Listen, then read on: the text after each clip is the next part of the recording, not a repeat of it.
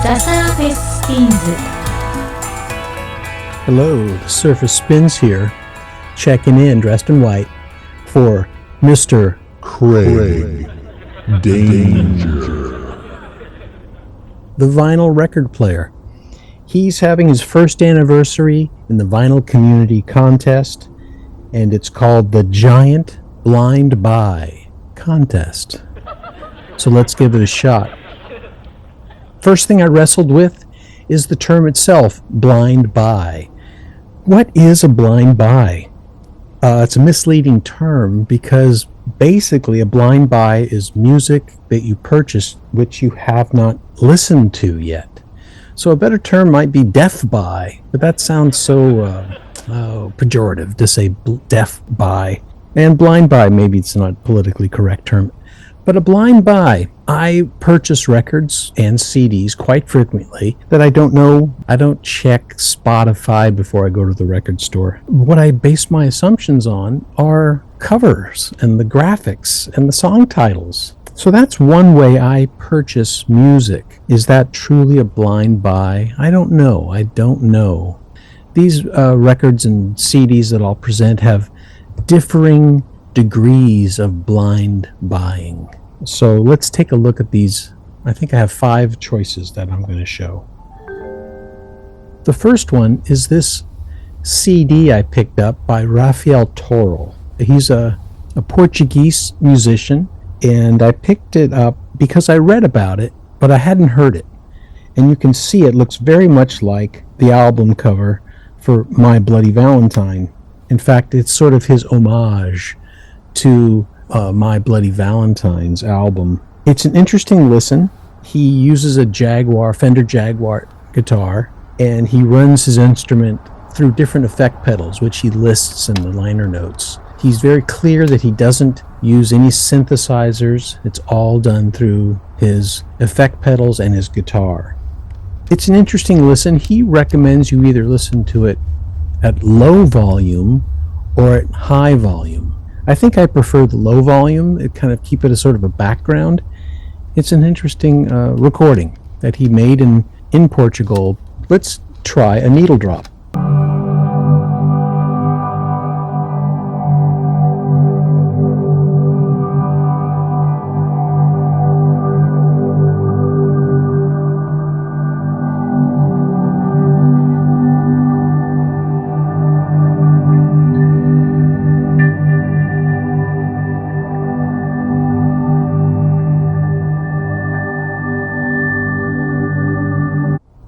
Okay, the next CD I picked up in London, and I was at a big record store. It could have been an HMV, I'm not sure. And this was on the discount bin, but the title and the songs had me just wondering.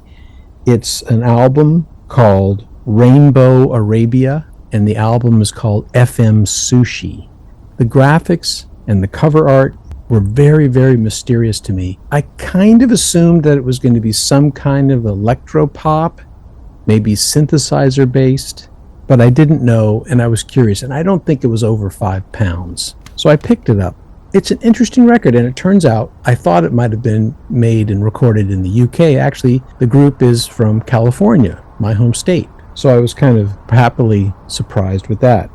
Let's take a listen to a little bit of the track FM Sushi.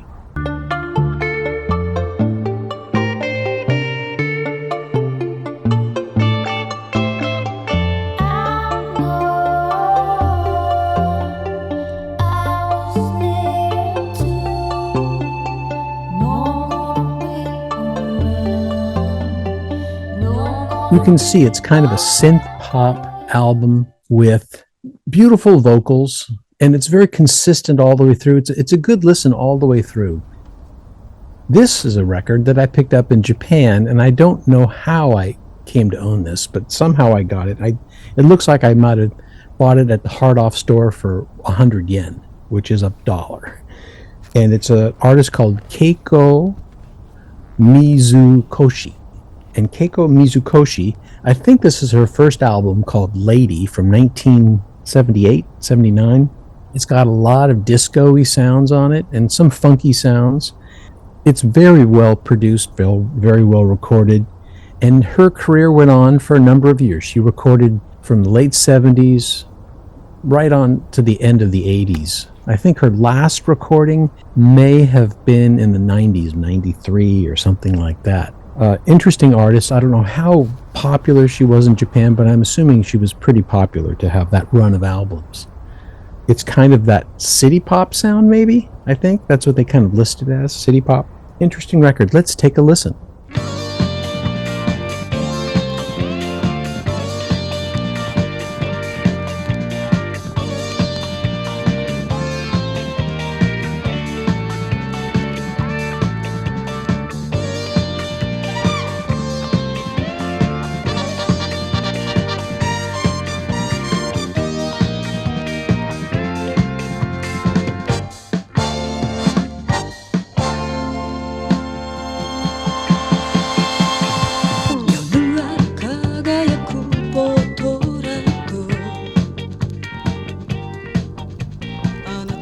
It's on the Polydor label. This album is an early electronic music album, or maybe electro dance music. It's the Boards of Canada's album from I want to say it's 1996. This is not the original pressing, it's a second pressing, and I picked it up in Japan also at a store that was going out of business. I had never really heard of the Boards of Canada before, and I wanted to know what they were all about, so I picked it up. Normally, blind buys are inexpensive purchases, I would say. Let's take a listen to a track off of Boards of Canada.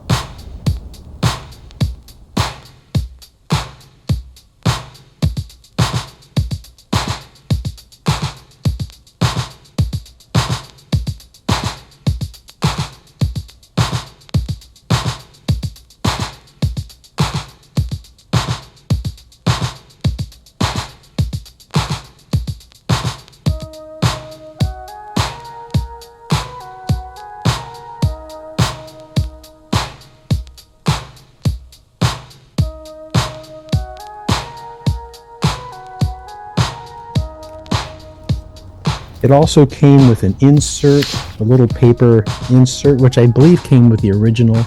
But again, this is not the original. I believe the original is quite a valuable record. This is the second pressing. This is a garage sale find that I picked up. I couldn't leave it behind, and I had no idea what was on it. I assumed you were going to hear Morse code, but I was hoping there'd be some dialogue, instructional dialogue, but there's nothing like that. It's just Morse code. It's Learn Code with the AMCO Code Course. Boy, that's hard to say. It's a series of 20 or so lessons which you follow along with a booklet. And the booklet shows you the codes you're trying to decipher. And there's a lot of guidelines about how to learn Morse code. It's a strange record. It's just, to me, it's an absurd artifact to have a record with nothing but Morse code sound on it. But it's an instructional record, and quite interesting. And the booklet is kind of unique too, the fact that the booklet's there. Let's take a listen to a track from Learn Morse Code.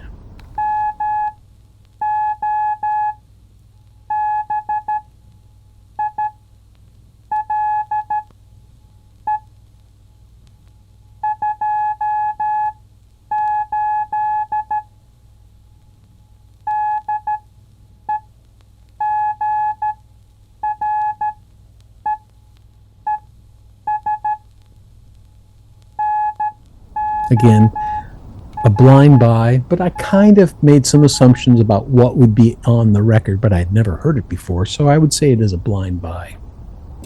So those are my blind buys to present for Craig Danger at the vinyl record player.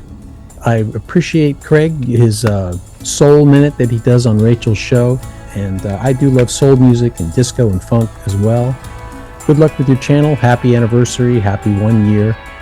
Surface Spins signing out.